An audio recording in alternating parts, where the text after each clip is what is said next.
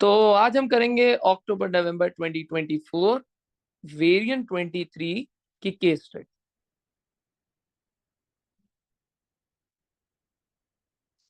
जो आपका पेपर 2 होता है वहां पे आपके पास है 2 आवर्स, ठीक है, 2 घंटे हैं। यहाँ पे आपको केस स्टडी पे 30 मिनट्स आप लगा दो, ठीक है। 30 मिनट्स अगर आप लगा देते हो केस स्टडी पे, ठीक है, तो आपके पास अराउंड 1 आवर 30 मिनट्स बच जाएंगे, मतलब 45 मिनट्स बच जाएंगे आपके ईच सेक्शन के लिए, ठीक है। तो यहाँ पे लिखना आसान होगा, यहाँ पे थोड़े छोटे क्वेश्चंस हैं। तो चलो करते हैं। तो global coffee bean prices reach a new high. Coffee is a big business, especially in the United States. The global market was worth nearly $110 billion in 2020, with production around 10 million tons of coffee beans. 95% of this production came from thousands of small scale producers in South America and Central America, Asia, and Africa. If present trends continue, production is forecast to triple by 2050. Acha, the Arabica coffee bean price was at a 10-year high in January 2022, having more than doubled in 2021. Figure 1.1 shows that the world price of coffee in the US dollars per pound weight, a pound is 454 grams.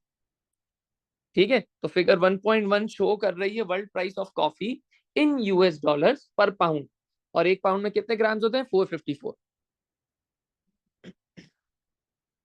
चल अब chart क्या दिखा रहा है वो देख लेते हैं पहले तो हम लोग। जो डायग्राम है फिगर 1.1, तो ये दिखा रहा है 2002 से लेकर 2026 तक एक अपवर्ड ट्रेंड था, ठीक है। फिर 2006 से लेकर 2010 तक भी एक मुझे अपवर्ड ट्रेंड ही दिख रहा है, ठीक है, लेकिन अपवर्ड ट्रेंड थोड़ा सा स्लो हो गया। 2010 से 2015 एक शार्प इंक्रीज आता है, ठीक है, और एक शार्प डिक्रीज आता है। क्लियर? अच्छा, फिर हमें क्या दिखता है कि भाई 2014 में फिर एक शार्प इंक्रीज आता है, फिर एक डाउनवर्ड ट्रेंड आता है। फिर 2018 से 2022 में एक मिक्स्ड ग्राफ दिख रहा होगा आपको, पहले नीचे जा रहा है फिर ऊपर जा रहा है, ठीक है। मतलब बहुत ही फ्लक्चुएटिंग ट्रेंड दिख रहा है हमें, ठीक है। तो हम कोई कंक्लूड नहीं कर सकते कि भाई ट्रेंड क्या था, लेकिन अगर मैं ओवरऑल 2002 से 2022 तक देखूं तो एक अपवर्ड ट्रेंड था प्राइसेस का। सही, जहां से शुरू हुई थी वहां पे बहुत अपवर्ड साइड पे एंड हुई है। तो समझो 0.5 से स्टार्ट हुई थी, तो 2.45 के करीब जाके कहीं रुकी, मतलब मल्टीप्लाइड बाय आप समझ लो कितना, 5 टाइम्स हो गया अराउंड। हाँ, 5 टाइम्स हो गया। तो एक अपवर्ड ट्रेंड ही दिखा। चल, तो ये अरेबिका की कॉफी बीन प्राइस थी पर पाउंड। चल, so how can this huge so how can this huge price increase be explained? The main cause was a series of weather events affecting Brazil, the world's largest producer of high quality Arabica coffee beans. Series of weather events, ठीक है। Weather event क्या हुआ होगा जो price बढ़ गई होगी? कि वेदर खराब हुआ होगा, जिसकी वजह से क्या हुआ होगा? वेदर खराब हुआ मतलब सप्लाई कहां पे शिफ्ट करी होगी? लेफ्ट की तरफ। लेफ्ट की तरफ आपकी सप्लाई शिफ्ट करी तो आपकी प्राइस बढ़ गई। चलो, तो its market share is 35% of total global supply. There was severe drought in early 2021 that reduced the number of cherries which contain the beans on coffee bushes. The crop yield was further damaged by frost that followed the drought. As a result of these weather events, Brazil produced its smallest volume of quality coffee beans for 10 years. ठीक है, तो 10 years तक। अच्छा, तो ये इसीलिए sharp increase आया होगा शायद, ठीक है। फिर देखते हैं आगे।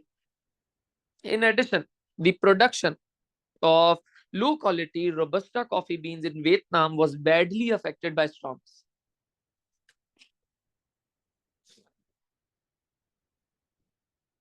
चल, in addition, the production of cheaper low quality Robusta coffee beans in Vietnam was badly affected by storms, which stripped the bushes of their cherries.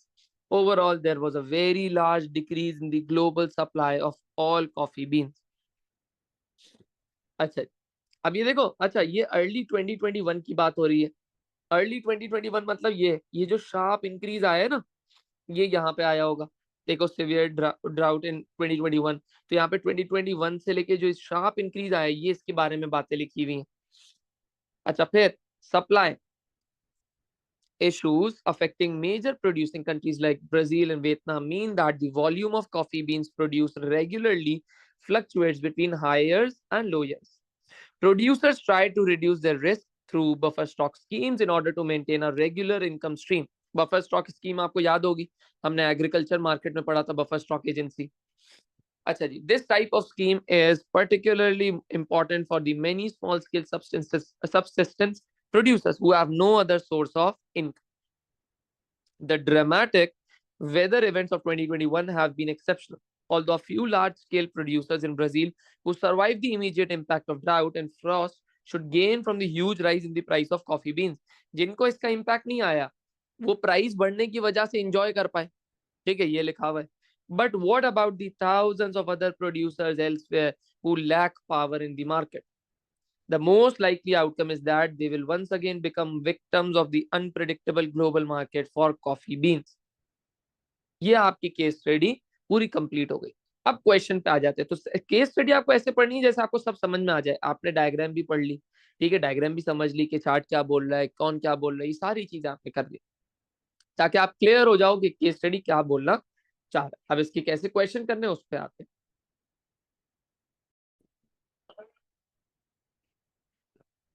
चलो अब क्वेश्चन पे आ जाते हैं.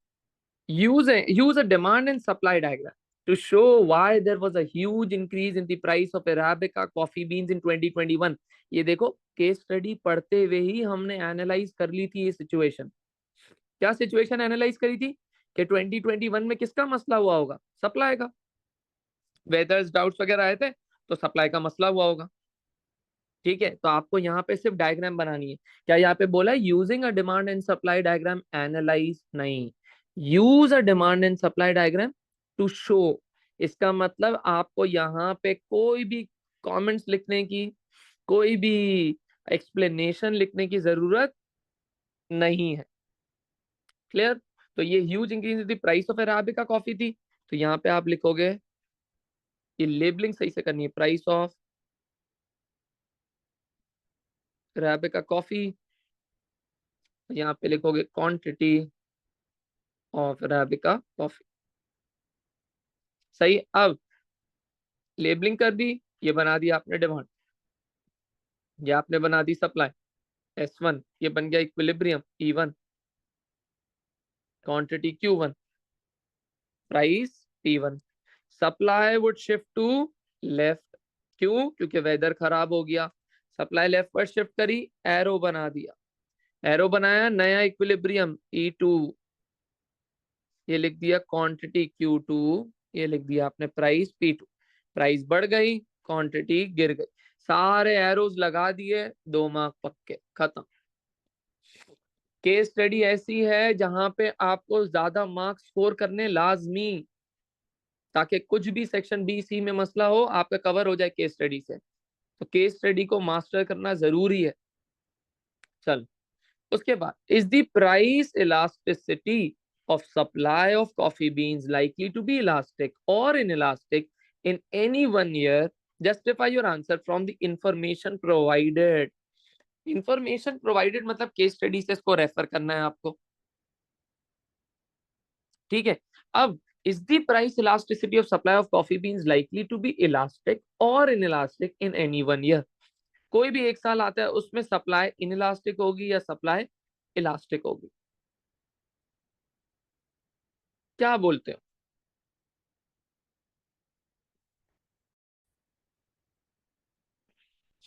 तो यहाँ पे आप लिखोगे कि PES, यहाँ पे साफ साफ लिखा हुआ है कि यहाँ पे रेगुलर ड्राउट्स आ रहे हैं, फ्रॉस्ट आ रहे हैं, स्टॉर्म्स आ रहे हैं. ठीक है, तो ये सब क्या है भाई, ये सब इसका मतलब जो सप्लाई ऑफ कॉफी है वो बहुत ज्यादा डिपेंडेंट है on whether, and the output is unpredictable. ठीक है, ये इज नॉट प्रिडिक्टेबल. इसका मतलब हम अपनी सप्लाई को कंट्रोल नहीं कर पाएंगे. तो PES क्या है भाई, इन इलास्टिक. फिर ये आप ये इन इलास्टिक लिख के छोड़ नहीं देना है, यहाँ पे रीजनिंग भी देनी है. फिर लिखना है रीजन। बोलो भाई वेदर, वेदर कंडीशंस। और वेदर कंडीशंस कौन सी भाई? Frost, drought, storms. इसका मतलब जो सप्लाई ऑफ कॉफी बीन्स है वो बहुत क्या है भाई? अनप्रिडिक्टेबल। इसका मतलब producers would not be able to respond to price changes easily.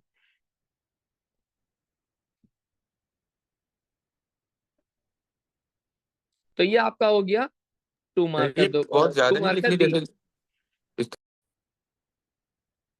Consider whether a buffer stock scheme is likely to be successful in reducing the price fluctuation shown in figure 1.1, 4 marks. अब देखो क्या लिखा है इसने, consider whether. क्या लिखा है भाई? Consider weather. अब ये भी तंग करते हैं ये सवाल, जो सी डी और ई पार्ट होता है ना, ये बड़ा तंग करता है बच्चों को 2023 के बाद से स्पेशली। क्यों? तीनों पार्ट में आती है इवैल्यूएशन। तीनों पार्ट में आती है इवैल्यूएशन। देखो स्टार्ट किससे हो रहे हैं? Consider, assess, assess. तो तीनों पार्ट में इवैल्यूएशन होगी। ये कंसिडर वेदर वाला कितने पार्ट का है? 4 मार्क्स का। ये वाला पार्ट कितने मार्क्स का है भाई? 4 मार्क्स का। इसका मतलब 3 मार्क्स तो आपके एक्सप्लेनेशन के हो गए, 1 मार्क इवैल्यूएशन का है। यहाँ पे बच्चा इवैल्यूएशन लिखता नहीं है, इसलिए 1 मार्क तो डायरेक्टली चला जाता है। बात समझे? तो यहाँ पे इवैल्यूएशन का 1 मार्क है। ये बात समझनी है, क्योंकि सवाल किससे स्टार्ट हो रहा है? स्टार्ट हो रहा है कंसिडर वेदर। आपको क्या लगता है, ठीक है, buffer stock scheme likely to be successful होगी या नहीं होगी? तो एक इवैल्यूएशन देनी पड़ेगी। बात समझ में आई? ठीक है, तो सबसे पहले तो आप समझा दो कि भाई बफर स्टॉक स्कीम कैसे काम करती है। बफर स्टॉक स्कीम कैसे काम करती है? तो बफर स्टॉक स्कीम क्या होगी भाई? जहां पे government buy the excess stock and sells the quantity that is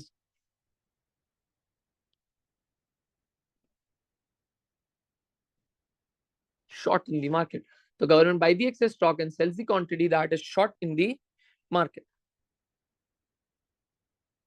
सही है। तो अब गवर्नमेंट कैसे स्टेबलाइज करेगी ये लिखना पड़ेगा। पहले तो आपने एक्सप्लेन कर दिया। अब हाउ गवर्नमेंट वुड स्टेबलाइज। अब गवर्नमेंट किस तरीके से स्टेबलाइज करे? तो आप बताओगे जब weather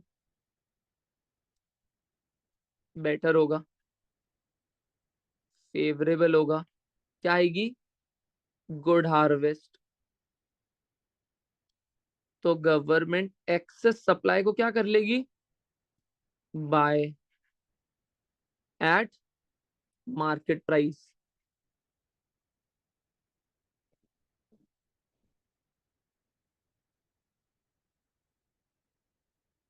and will store it.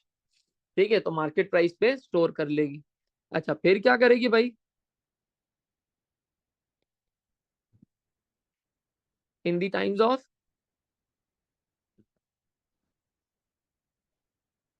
Bad harvest, in the times of bad harvest क्या करेगी भाई? Government would supply the stored quantity so that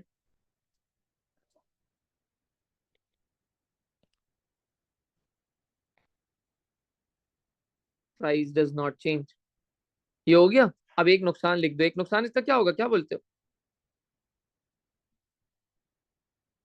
however, क्या होता है इसका ड्रॉबैक, बताओ कोई।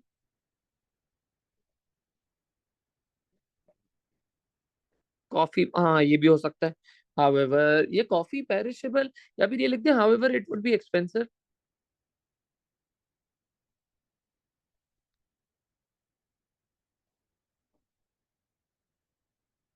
10 अपॉर्चुनिटी कॉस्ट। अब आ जाते हैं भाई किस पे, इवैल्यूएशन पे। Whether it would be successful in reducing the price fluctuation shown in figure 1.1। ये बात समझ में आई? तो भाई यहाँ पे सक्सेसफुल होगी या नहीं होगी, वेदर सक्सेसफुल और not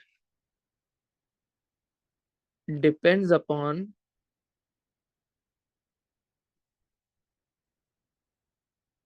how frequent are the how frequent are the droughts and frost. If bad harvest periods are more than the good harvest, then government may fail to store or sell enough quantity to reduce price fluctuation. तो भाई depend करता है कि droughts और Frost कितने frequent है। अगर bad harvest good harvest से बहुत ज्यादा आती है तो भाई गवर्नमेंट तो स्टोर ही नहीं कर पाएगी, तो बेचेगी कैसे। तो ये भी जरूरी है भाई कि गवर्नमेंट के पास होना भी चाहिए ना माल। ये बैक कॉफी का जो स्टॉक है वो होना भी तो चाहिए। या फिर आप यहाँ पे लिख सकते थे कि भाई फाइनेंस की अवेलेबिलिटी, कि गवर्नमेंट के पास फाइनेंस अवेलेबल है भी कि नहीं है, ये भी डिपेंड करता है। कोई भी आप लिख दोगे डिपेंड वाला पॉइंट लिखोगे, आपको मार्क्स मिल जाएंगे। This is how you right the evaluation in case studies. अब आ जाते हैं भाई हम अपने डी पार्ट पे, दैट इज 6 मार्क्स। और डी पार्ट और ई पार्ट बिल्कुल सेम होगा उसकी मार्क्स की डिस्ट्रीब्यूशन, क्योंकि देखो स्टार्ट भी सेम ही वर्ड से हो रहे हैं। देखो असेस, असेस इसका मतलब दोबारा यहाँ पे इवैल्यूएशन होगी। जैसे कंसिडर में इवैल्यूएशन थी तो असेस में भी इवैल्यूएशन होगी। ये बात ख्याल रखनी, बच्चे नहीं ख्याल रखते। ठीक है, तो असेस, असेस मतलब इवैल्यूएशन है, 6 मार्कर का। इसका मतलब यहाँ पे 2 मार्क्स इवैल्यूएशन के होंगे। 4 मार्कर में कितने मार्क्स है भाई, 1 मार्क इवैल्यूएशन का था। यहाँ पे 2 मार्क्स इवैल्यूएशन के होंगे, तो यहाँ पे थोड़ी सी इवैल्यूएशन हमें थोड़ी बड़ी लिखनी पड़ेगी। बात सुन में। अब असेस वाला क्या होता है, क्वेश्चन देख। assess the extent to which coffee bean producers will gain from the huge increase in coffee bean prices in 2021। ठीक है, एक्सटेंट का मतलब किस हद तक, किस हद तक। तो असेस द एक्सटेंट, किस हद तक कॉफी बीन प्रोड्यूसर्स, ये जो प्राइस इतनी बड़ी है उस पे फायदा उठा पाए। तो भाई आपको लिखना पड़ेगा फायदा उठा पाएंगे, फिर लिखोगे फायदा नहीं उठा पाएंगे। तो इसका मतलब 6 में से आपको पॉजिटिव लिखना है, नेगेटिव लिखना है, और 2 मार्क्स इवैल्यूएशन के। ठीक है, एग्जामिनर बोलता है कि भाई आप पॉजिटिव के 3 मार्क्स ले लो, नेगेटिव का 1 मार्क ले लो। आप नेगेटिव के 3 मार्क्स ले लो, पॉजिटिव का 1 मार्क ले लो। ठीक है, या फिर आप दोनों के 2-2 मार्क्स ले लो। ठीक है, मैं आपको रिकमेंड करूंगा कि भाई हम एग्जामिनर पे थोड़ा सा भरोसा कम करेंगे, और हम ये 3-1 वाला जो है ना वो हटा देंगे, हम दोनों का बैलेंस लिखें। ठीक है, ताकि हमें भाई कोई डाउट ना रहे कि हमारे मार्क्स कट जाएंगे। क्लियर है, तो बैलेंस हम लिखेंगे, पॉजिटिव नेगेटिव और इवैल्यूएशन। चलो, तो कॉफी बीन प्रोड्यूसर्स का फायदा कब होगा और कब नहीं होगा, फायदा कब होगा, फायदा कब नहीं होगा। तो भाई सबसे पहली चीज, प्राइस बढ़ जाती है तो भाई सबसे पहले प्रोड्यूसर देखेगा कि डिमांड, डिमांड क्या है। तो डिमांड अगर इन इलास्टिक है, if demand is, if demand is inelastic, तो price increase would only bring a small percentage change in QD, तो रेवेन्यू क्या हो जाएगा, बढ़ जाएगा। ये आपने बता दिया।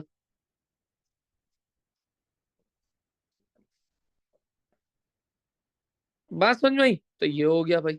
अच्छा, और क्या हो सकता है भाई? यहाँ पे एक और बात लिखी हुई थी, अगर आप गौर से याद हो ना, देखो केस स्टडी आपको हिंट देती है। यहाँ पे देखो ये लिखा हुआ था, The dramatic weather events of 2021 have been exceptional. Although a few large-scale producers in Brazil who survived the immediate impact should gain from the huge rise. तो हम ये लिखेंगे, जो few large-scale producer था, जो impact नहीं हुआ था, उसका भी तो फायदा होगा। ठीक है, ये भी लिखेंगे। तो some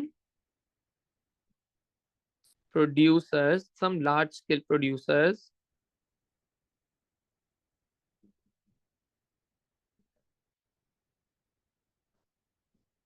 were not impacted. Some large-scale producers were not impacted. तो उनको फायदा, तो उन्होंने benefited. They would be benefited. तो उनको बेनिफिट होगा।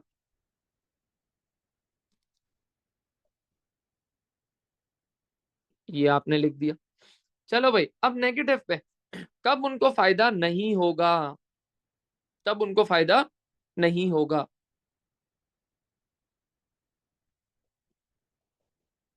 तो यहाँ पे साफ साफ लिखा हुआ था, but what about the thousands of other producers elsewhere who lack power in the market. तो यहाँ पे साफ साफ लिखा हुआ है भाई, जिसके पास मार्केट में पावर नहीं है वो तो नहीं कर पाएंगे। ठीक है, तो वो विक्टिम बन जाएंगे, यहाँ पे लिखा हुआ है। तो ये भी लिख देते हैं। तो क्या था भाई, victim, thousands of farmers who lack power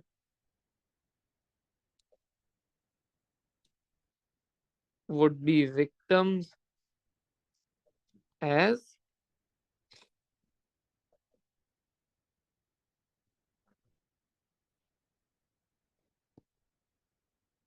global market is unpredictable.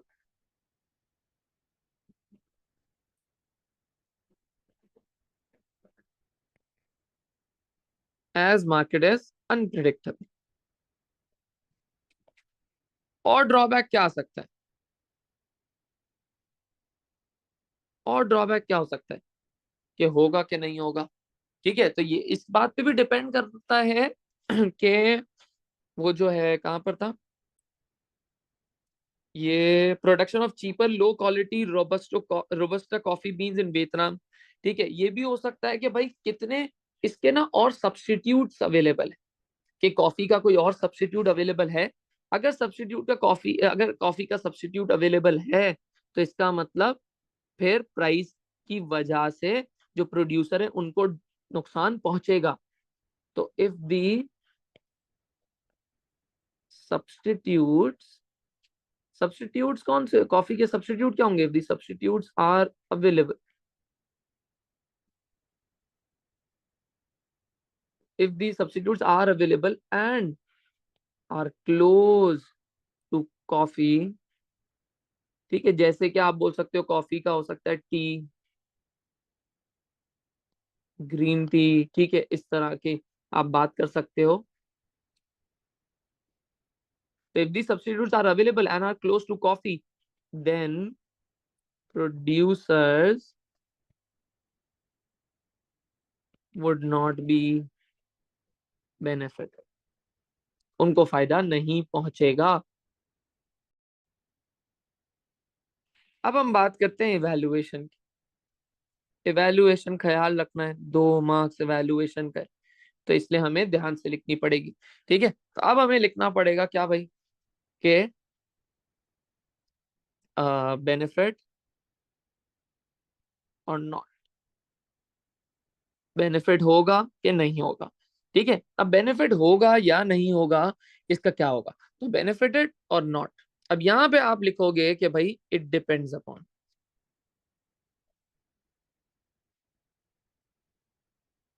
It depends upon the elasticity of demand. as this would decide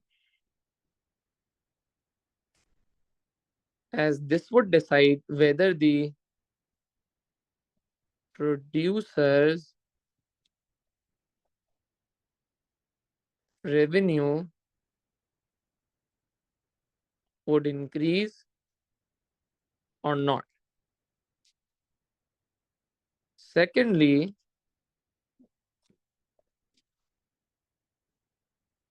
producers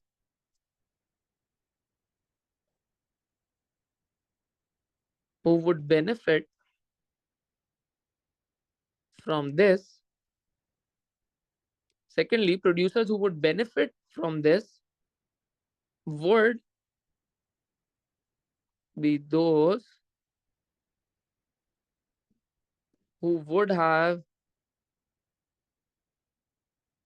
some coffee beans stock available.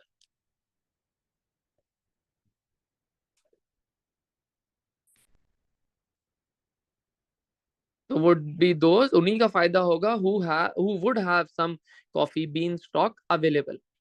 Otherwise, producers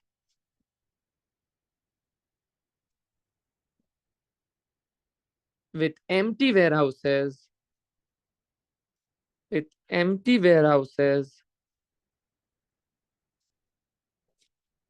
would not benefit. आई बात समझ? Assess the likely impact of the fluctuations in coffee bean prices. अब ये part ई है. Assess the likely impact of the fluctuations in coffee bean prices on the economies of major producers such as Brazil and Vietnam. तो भाई क्या impact पड़ेगा coffee bean की prices ऊपर नीचे होने का, जो कि मेजर प्रोड्यूसर्स हैं ब्राजील के और वियतनाम. ठीक है. तो अब आपको बताना है इम्पैक्ट ऑन इकोनॉमीज. तो पहले बताना है कि भाई इकोनॉमी को क्या फायदा होगा, तो इकोनॉमी को क्या बेनिफिट होगा, क्या नुकसान होगा, और फिर इवैल्यूएशन. तो हम लिखेंगे 2 मार्क्स, 2 मार्क्स, 2 मार्क्स. तो क्या बेनिफिट होगा, क्या लॉस होगा, ये आप लोगों को करना है, ये आपका टास्क है. ये आप केस स्टडी दोबारा पढ़ोगे, 2 मार्क्स के पॉजिटिव, 2 मार्क्स के नेगेटिव, जैसे हमने डी पार्ट करा, और 2 मार्क्स की इवैल्यूएशन लिख के बताओगे. सही है. ये सब लिख के दोगे तो चेक होगा. इसी तरीके से हर केस स्टडी के क्वेश्चंस करेंगे तो इंशाल्लाह हमारी प्रैक्टिस अच्छी हो जाएगी, क्योंकि 2023 के बाद से उसने हर पार्ट में इवैल्यूएशन डाल दी. सी पार्ट में 1 mark for evaluation, D and E में 2 मार्क्स फॉर इवैल्यूएशन है. So this is how you would solve your case study. ठीक है. एएस इकोनॉमिक्स की. तो आपके पास सिर्फ इसके लिए 30, 35, 40 मिनट्स होंगे, इससे ज्यादा नहीं लगाना. क्लियर?